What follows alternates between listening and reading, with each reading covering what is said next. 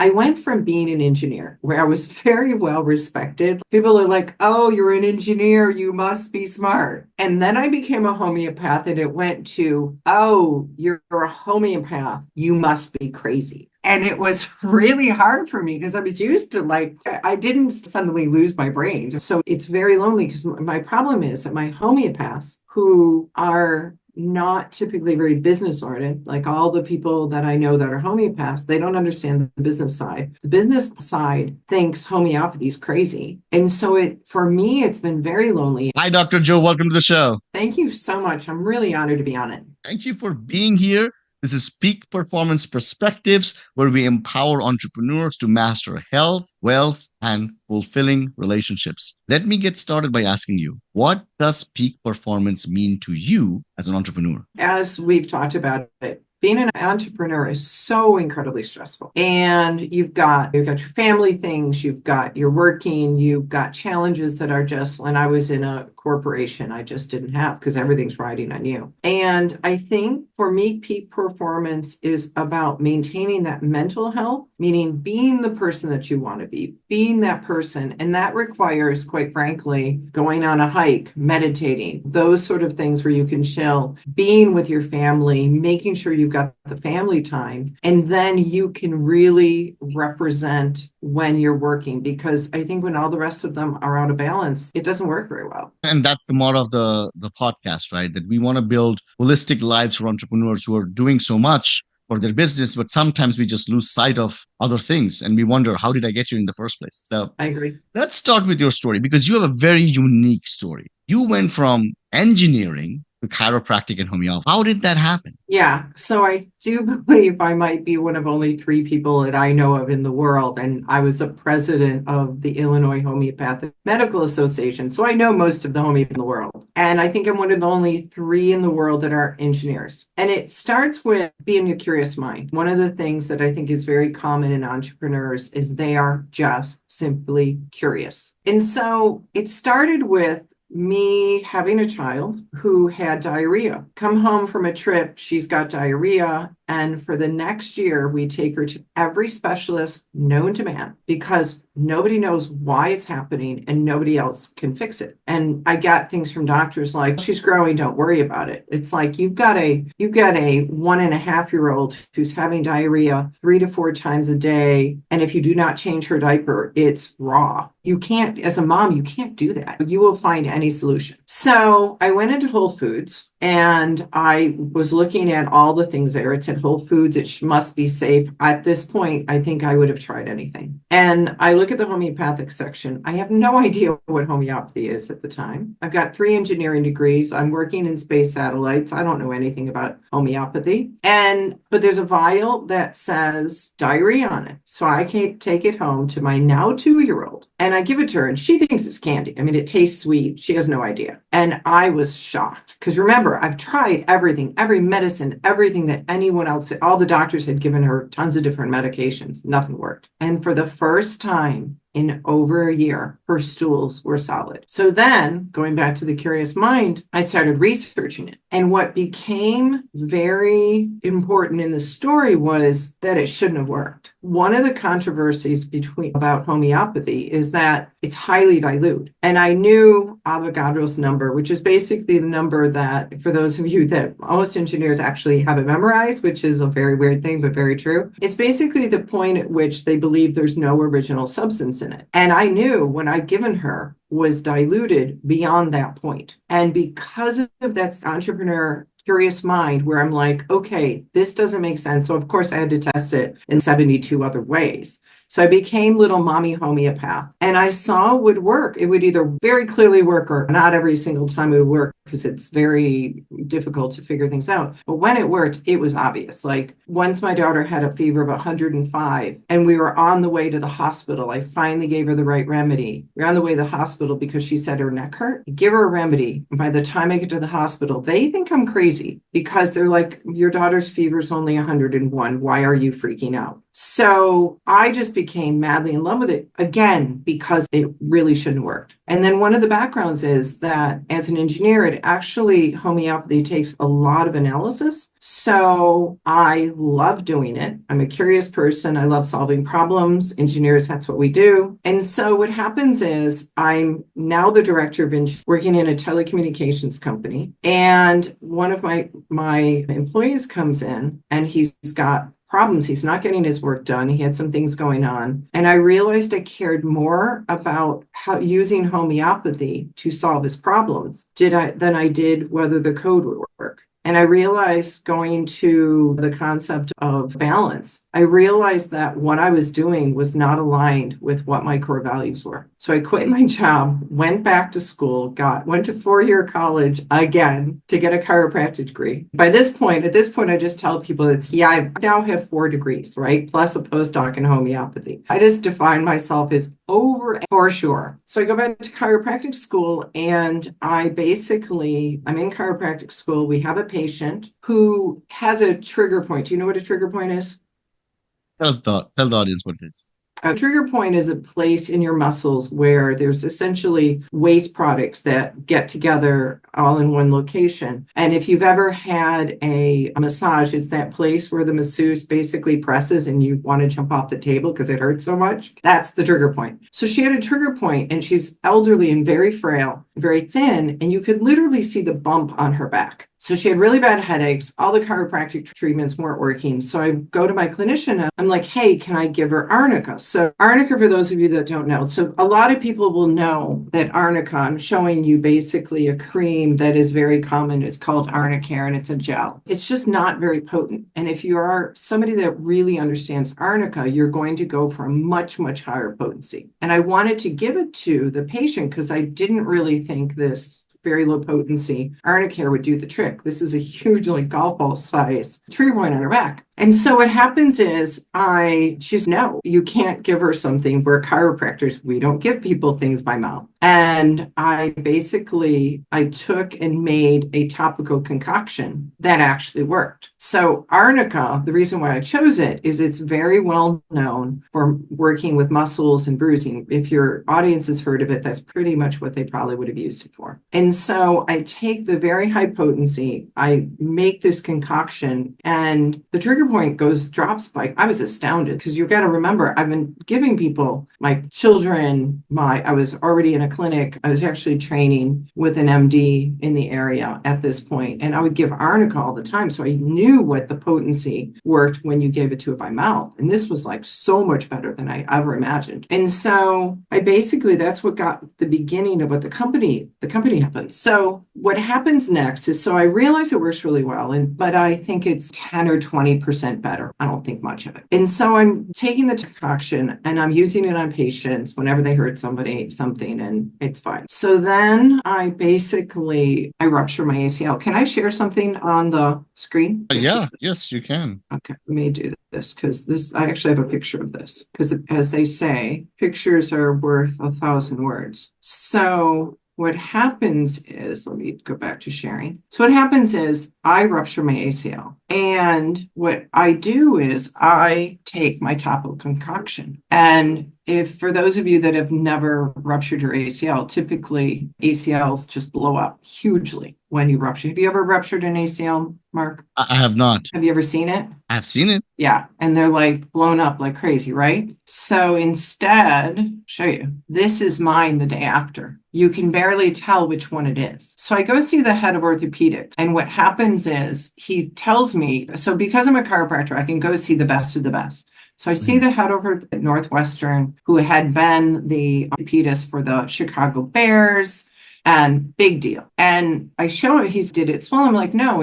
that's not possible. And of course I had this picture and I'm like, no, it didn't really. I'm telling you, I'm not making this up. And he's, that's not possible. I've never seen an ACL that doesn't swell. And I'm just like, okay, fine. Of course, I know he doesn't believe homeopathy works. He thinks I'm just a crazy person. And so what happens is I go see the head. So basically what I do is I don't use anti-inflammatories when he repairs my ACL. And when you basically go and see someone roughly once a week, so he watches me progress and I'm not swelling much at all. And he's actually really worried. He's basically what he told me later is if you don't use anti-inflammatories, typically at a month, your knee is just, you can't bend it. I could move mine completely. I had 5-degree deficit in one direction and 10 in the other. And so here you go from somebody who says, so one of the things is that if you've done a lot of research, you never call it on one case, never, unless it's so far. Like my daughter was like, we had a year worth of data, was very consistent. It was enough to make me really think about it. After he saw me at a month, because of course he knows what people look typically like when they don't use anti-inflammatories. And he says to me, I don't know what you did. And I absolutely did not believe you when you came in, but I've seen you for the last month and you're better than 90% of my patients that use anti-inflammatories. You've discovered something remarkable. So going to this entrepreneur, if my daughter had not gotten sick, I never would be doing what I'm doing. If I'd not blown my ACL out and ruptured it, I would not be doing what I'm doing. But what he taught me was this concoction was so effective, again, going to doing good in the world. I knew I could help like hundreds, maybe a couple thousand patients by treating them, but I could help millions by bringing this out. And so what I'll do is really quickly, when I say this works really well, I'll show you some other photos that I think are really interesting. So this actually was just in the last month or so, maybe 6 weeks. You can see in this photo, there's a huge swelling. And I don't know, you can always put a link to these in the chat for people that are just listening. The 24 hours later, dramatic difference. He never used crutches. And his wife's actually a physical therapist. Her comment was that he looks like what you would normally see roughly around 2 or 3 weeks later. So this is a kid that flipped over a trampoline, did a double, and then landed, unfortunately, halfway through the double on his eye and hit the bar. So he's basically hit it so hard he split his eye open underneath the eyebrow. He never swelled. This is him on day 3. This is him on day 5. This is a baby who you can see the goose egg on her forehead, and an hour and a half later, she's fine. And that's so that's basically it. And that was just basically the nanostructures that are actually the thing that works with homeopathy. So I ended up doing is I founded this company, which is I've been the director of engineering. I started my own clinical practice, but being an entrepreneur has been harder than anything I've ever done. We now have a product that, as you saw with the sprained ankle, that basically reduces swelling beyond anything you would ever seen. In fact, you were talking about that. We actually sent you some. And do you want to chat about that and tell them your experience? Yeah, Dr. Joe sent me some, and I was having some shoulder injuries and shoulder swelling when the product really works. That's why she's on the show. I love it. That's why I'm in the show. If it didn't work, you'd be like, sorry, I'm not going to do it. How long had your shoulders been bothering you? Months. And I think it took me about 3 days to start feeling better. Yeah. That's amazing. I love that. So that's what makes me happy. So the product now, it works to reduce swelling predominantly for any muscle, ligament, or tendon problem you have, and for soft tissue. And so I love doing that. It just makes me super happy. So that's my very long, because I've done so many different things. But I think you end up in entrepreneurship often just through these bizarre coincidences. Yeah, that's the true entrepreneur. You face a problem, you suffer through a problem, you solve that problem, and then there is something in you that says that, okay, I'm satisfied, but I want to be able to help others. So I love it. Let's go back to homeopathy in general. And you talked about this person who was tending to you. He was the best of the best. He couldn't believe the results. But you also said, much like everybody else in conventional medicine, there is a level of skepticism that homeopathy faces. Having worked with this for so long and having had results like you shared on the pictures here a little bit ago, what do you think is that causes the skepticism despite such great results? So the lovely thing about this is that I am pretty sure that if I personally had read anything about homeopathy before I tried in my daughter, I don't know that I ever would have. It's basically that it's very highly dilute. Again, going back to below avocado's number, and all of the photos that I showed you, as well as fast forward in the first product that we brought out, it was an anti-bruising product. product. Allergan, who is now owned by AbbVie, Allergan makes Botox. They license it from us. They license highly dilute product because all of the dermatologists, all of the top dermatologists, including 4 past presidents of American Society of Dermatological Surgeons, all were like, no, guys, this stuff works. And they did a huge diligence in talking to a large number of doctors. And because we had a clinical trial, but you also want to see that it works in the clinic. And they came back, it's very obvious this works. For that to happen, with a pharmaceutical company, it has to work really well. But the problem is that, and actually, that's one of the things that's really nice about our product is, and this is one of the other kind of my other feeling is that I went from being an engineer where I was very well respected. People are like, oh, you're an engineer, you must be smart. And then I became a homeopath and it went to, oh, you're a homeopath, you must be crazy. And it was really hard for me because I was used to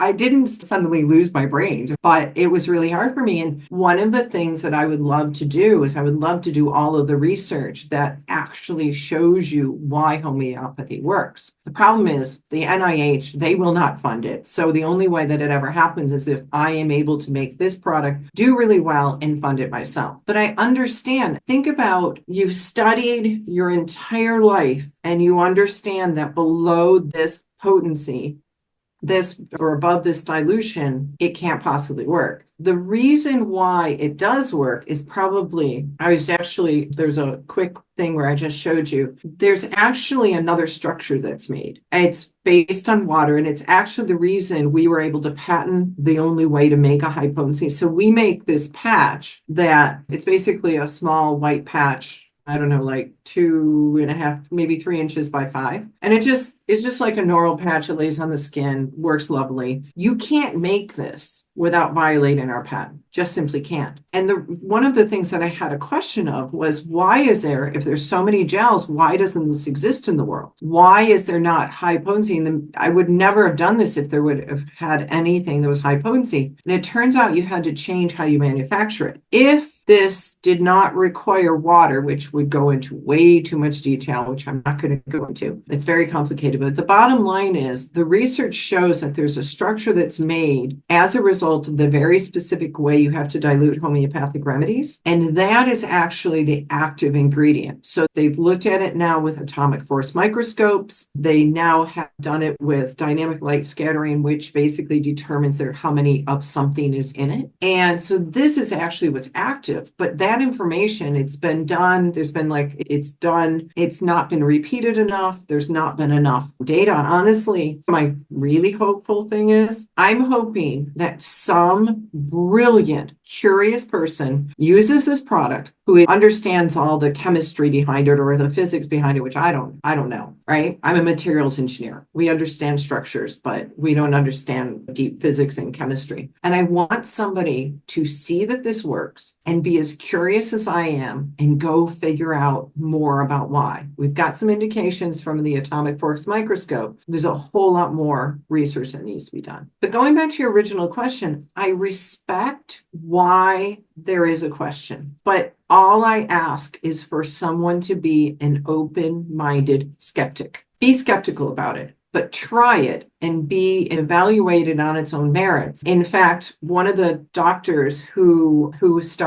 basically was one of the major reasons why we got the deal with Allergan, his name is Dr. Roy Geronimus, and he's the head of orthopedics. Sorry, he's not the head of orthopedics. That's a different guy. He's the head of the New York City Dermatological Society and had been a past president of the American Society of Dermatological Surgeons. So he's a big deal, right? And so I had been trying for 2 years to get him to try it. And he was like, no way, it doesn't work. I've tried arnica products before. They don't really do anything. I won't try it. But I finally got someone that he very much trusted to get him to try. And he went from, and this is one of the things I love about skeptics, because they don't make decisions easily. They're very careful in what they do. He went from absolutely not willing to try it to my absolute biggest supporter because he tried it. He basically tried it on people that always bruised before. And his staff called 41 of them. They had not bruised. And so that's what I love is be skeptical. I'm totally fine with that.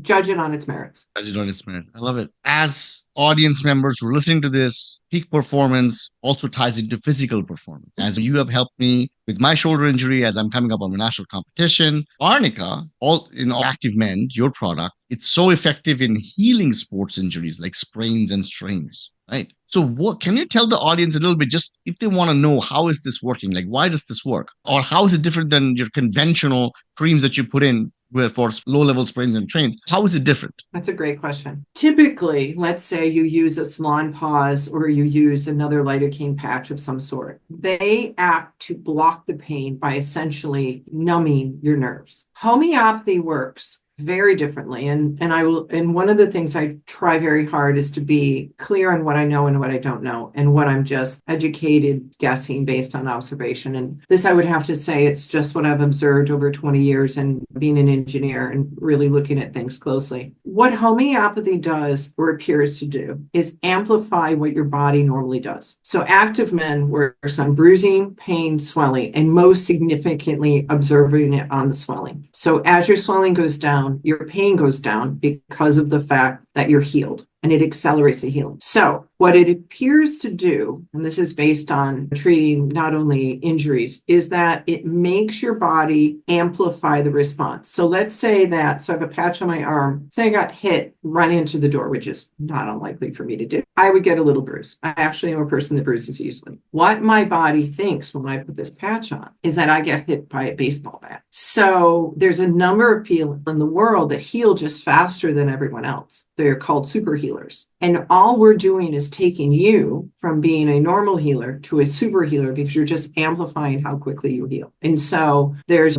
natural killer cells that are typically sent, and cytokines. These are all the things that your body naturally puts in to help heal. We just send more of them. This causes your body to send more of them, to the point where in homeopathy, if your body can't fix it, it doesn't work. Type 1 diabetes, for instance, by the time you get type 1 diabetes, which is basically the diabetes you get when you're a juvenile, when you're a child, typically, your pancreas doesn't work anymore in forming insulin. Homeopathy cannot do anything for type 1 diabetes because your body can't heal it. We can only heal something that your body has the ability to heal. So for instance, one of the things I try and be very authentic. Arthritis, like people assume we help pain, right? So they'll say, will this work on arthritis? And I say, no, your body can't heal the arthritis. So this won't work on it. It might help if you get some swelling. It might have some swelling, secondary swelling, but it's not going to cure your arthritis at all. That is a really important and good distinction, and being able to explain that, especially when explaining the difference between the store-bought lidocaine patches and how they work. As you said, most people don't know. All it does is just numb out the nerve ending so that you don't feel the pain anymore.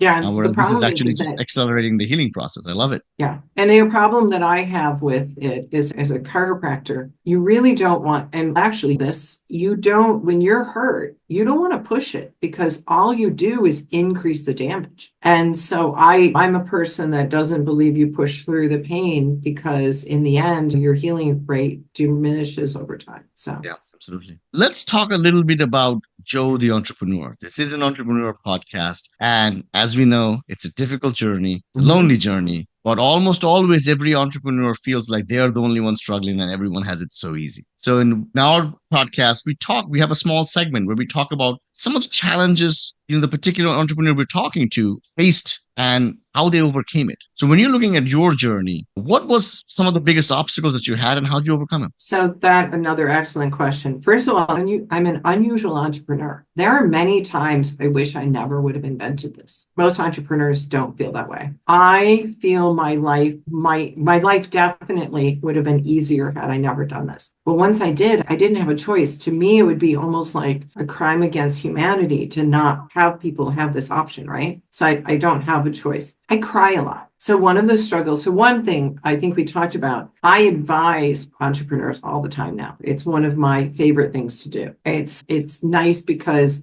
I've realized after 14 years of this that I've gotten wise slowly but surely. For me, I'm a solo entrepreneur, which is harder. I don't have a partner. there is no one in the world that understands homeopathy and engineering and business at the same time. It just doesn't. That's not really true. There's probably a few people in the world. They probably run like Boy Run and other places, but the degree to which I am scientific, it's unusual. So it's very lonely because my problem is that my homeopaths who are not typically very business oriented. Like all the people that I know that are homeopaths, they don't understand the business side. The business side thinks homeopathy is crazy. And so for me, it's been very lonely. And then you run into the problem of having developed a technology on that people really don't even understand how it's made. And then you've got to keep it all secret because we have patents on it, but we also have trade secrets. So I can't tell anyone. So if I have a problem with how to make it, I can't tell anyone to talk about it. So one of the biggest problems is you get really lonely. The number of times I would just come home and I would just cry because I don't know how to solve this problem. I've had to learn patent stuff. When we went to the patent office, they believed that homeopathy was quackery. And I had to single-handedly give them all the data. I actually had help from Dr. Geronimus and some other people, but who wrote like affidavits and actually Dr. Schaefer as well. But I had to figure out a way to get them to understand that this was real. We did clinical trials, we have published clinical trials, et cetera, et cetera. So that was hard. And you just feel like the world's against you in a lot of ways. And mine has been, I would have loved to have somebody that did this with me, but we got investment from physicians. That's who really paid for all of the product, all of the startup costs, because no VC is going to invest in a homeopathic company. But there's just not a lot of people that understand it. And so there's just so much risk associated with it. They won't do it. So we really so thankful for the amazing doctors that helped us. For me, let me just summarize that a little bit. So you have a person who bridges two worlds, homey and science, which is rare. Then you add in the fact that you can't tell anybody about how you make it. And you add in that half the world thinks you're crazy. And so it just is crazy lonely. And then I got divorced in the middle of it, which I am not positive, but I think it's likely I might still be married if I didn't start a company. I don't really know. So it's hard. And oh my God, I made so many mistakes and it's just hard. And so that's one of the reasons I really like advising entrepreneurs, is because the biggest way to learn is by making mistakes. What do you do to deal with the loneliness of an entrepreneur? So part of it is I'm also incredibly extroverted. So my need for people, I think you and I are very similar this way. My need for people, like, I wish it would be so much easier if I was an introvert. So much easier. But so my need for people is way more than most people. Like I also have tons of energy. I'll be doing 10 things on a weekend and people will look at me like, how do you manage that? So I do it by just building bonds to different people. I do it by connecting with people. And I just love that. There's a big investment group here in San Diego called New Fund. Love the people. I formed a book club. We're actually meeting tonight. I formed a book club because they're brilliant beyond belief. They're super curious and I want to discuss nerdy books with them. Actually, we're reading The Algebra of Happiness, which if you have not read, it's literally like a 3-hour listening. So it's not very long. It's worth reading. I think you actually would really like it. Algebra of Happiness. While we're on the topic, just give a quick summary for the So movies. it's written by a guy from NYU, and if I was really smart, I'd remember his name. But it came out of a class. So he's a big entrepreneur. Google it. I should Google it really quickly. It's actually on my phone. So I will look it up while we're talking. And so basically he would teach a class at the guy's name is Scott Galloway. Do you know him? Okay. Yeah, I've heard of that name. Yes. Yeah, so he basically was an entrepreneur, started 8 companies. I think something like 3 of them made it huge. And he talks about that. And he teaches at NYU, and this would be the last class that he would do with his students. And it's really his reflection on looking at the mistakes he's made. He's very vulnerable in this. And he's basically talking to his students about what they should think about when they're looking at launching themselves in the world. And so it's very short. Like I said, it's 3-hour podcast, which I have no idea, not 3-hour Audible, but I don't know how long it is written, but it's really short. I'm guessing. I'll definitely have to check it out. And if you're listening to the show and you're interested in reading this too, read it and put in the comments how you like it. What you did, what you told, this, first of all, thank you for being so open and vulnerable about that part of our journey, right? That's why this podcast exists, because almost always all the entrepreneurship podcasts are about people just peacocking, showing themselves to be bigger than they are, a perfect version of themselves. And it really puts entrepreneurship in a different light, because it is true that this is a very lonely journey. And I just gave a keynote speech a couple of weeks ago where I talked about what the topic was, I'm not a freak. Where, because almost always you enter a room and people look at you weird. People don't understand why you're not caught up on the latest season of Game of Thrones or whatever show there is, the newest and the latest. People don't understand that why you are working, waking up at super early in the morning, going to bed at night, doing 10 different things over a weekend when you're just supposed to relax. And all of a sudden you look around yourself and you find yourself to be the only one doing it. And you start questioning yourself and you start thinking, is there something wrong with me? I don't think there's something wrong with me, right? And that puts us in a really weird spot. The relationship stuff that you said, again, true. So many relationships are lost sometimes. And when entrepreneurs are looking back at it, they don't know if it was because they started a business. So the incredible sacrifice that goes into it is only balanced out by purpose, that vision, that I was meant to do this. There is no reason why an engineer working for a telecommunication company, working on space satellites, should be discovering things in homeopathy and bringing it to the world, especially in a field, like you said, in all honesty, that is looked at with a little bit of a skepticism, right? So I'm glad that people like yourself exist, because at the end of the day, what you're doing is you're telling the truth. And the truth is that options exist. And almost always we look for alternative options when we're in so much pain that we're willing to do everything. But what if we didn't have to go through that much pain? What if it was available to us and this knowledge was out there so that we just tried it, like you said, and gave it a shot and let the product speak for itself? Yeah. I have been personally impacted by a product and I'm thankful for it. And I hope other people get to try it as well. Any last words for our audience members? Just, I guess I have words for you. I have enjoyed the heck out of this. I love great questions, by the way. For the audience, I would just say, if you have it, first of all, I'll tell people, if you order the product, you literally get an email from, it's actually email sent by some email server. But you respond to that email, I will respond to you if you need help on how we'd use it, et cetera, et cetera. Because the happiness I get is when it works and somebody like sends me an email and I learn about it, or even just, hello, problem solving this problem. And I will be also very authentic and tell people when it doesn't work, when I don't think it'll work. And so I would say try ActiveMend. It's amazing. Part of the reason I'm doing these podcasts is I realize that my passion is to heal people. And this gives me an opportunity to do that and let people know that this exists, because quite frankly, I honestly, I don't even want to be an entrepreneur. I really would prefer somebody else to have found what I found, but because it exists and because I happen to find it, I have to do it. I just think it would be mean. On the other hand, if any of your listeners want to take this over for me so I don't have to do it anymore, I might like that too. But anyway, so I would just say try it. And the other thing is we have a money back guarantee. I have no problem. We have a super, super low, like way lower, like half or less of what the normal return rate is, because it works.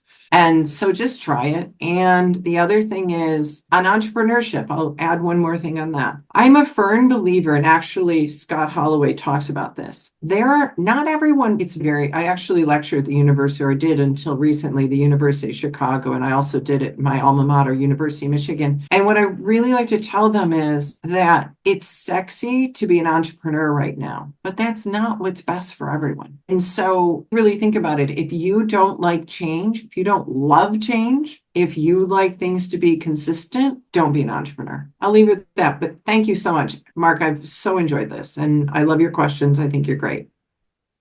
I loved having you as well. And maybe someday I will read a reluctant entrepreneur that changed the world of sports medicine, right? That would be hilarious. Yes. That would be it, right? So thank you for being on the show. It was great talking to you. Great. Thank you, Mark.